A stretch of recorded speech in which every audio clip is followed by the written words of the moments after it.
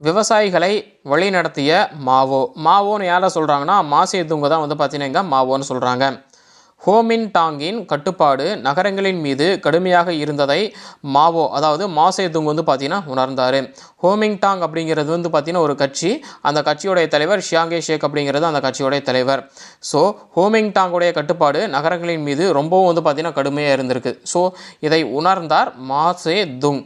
அதனால் அவர் என்ன பண்ணார் அப்படின்னா, அதனால் அவர் விவசாயிகளை ஒருங்கிணைக்க முயற்சி செய்தார். இவங்க வந்து பார்த்தீங்கன்னா ரொம்பவும் கடுமையாக இருக்காங்க, நமக்கு வந்து பார்த்தீங்கன்னா கொஞ்சம் லிபரலாக இல்லை, ஒருமைப்பாடோடு இல்லை.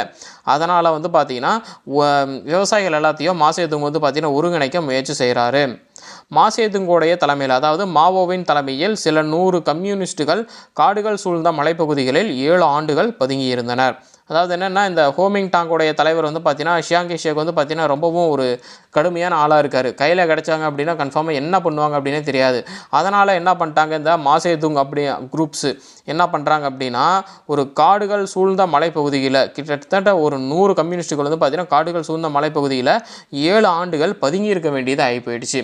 சரி, இப்போ இவங்க இந்த இடத்துல தான் பதுங்கியிருக்காங்க அப்படின்னா என்ன பண்ணுவாங்க, ஹோமிங்டாங்கால் அந்த காட்டு மலைப்பகுதியில் நுழைய முடியாத அதே வேளையில் மாவோவின் படை பெருகி கொண்டே சென்றது. ஸோ அங்கே இருக்கிற அந்த மாவோடைய படைகளை வந்து பார்த்தீங்கன்னா எப்படியாவது பிடிக்கணும் அப்படின்னு சொல்லிட்டு இந்த ஹோமிங்டாங்கோடைய தலைவர் ஷியாங்கே ஷேக் வந்து பார்த்தீங்கன்னா முயற்சி செய்கிறார். சரிங்களா?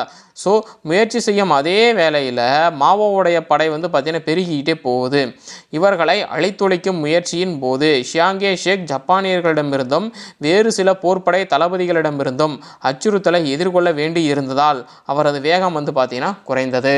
அதாவது என்னென்னா, இவருடைய ஃபோக்கஸ் வந்து பார்த்தீங்கன்னா அந்த ஷியாங்கே ஷேக் மாசேதுங் அப்படிங்கிறவர் தான். மாசேதுங்கும் அவர் கூட இருந்த அந்த 100 கம்யூனிஸ்ட்டுகள் இருக்காங்க இல்லைங்களா, ஸோ அவங்களும் தான். இவங்க என்ன பண்ணுறாங்க அப்படின்னா, போக போக வந்து பார்த்தீங்கன்னா விவசாயிகளை வந்து அவங்களுடைய படைகளில் சேர்த்துக்கிட்டு அவங்களுடைய படையை வந்து பார்த்தீங்கன்னா பெருக்கிக்கிட்டே போகிறாங்க.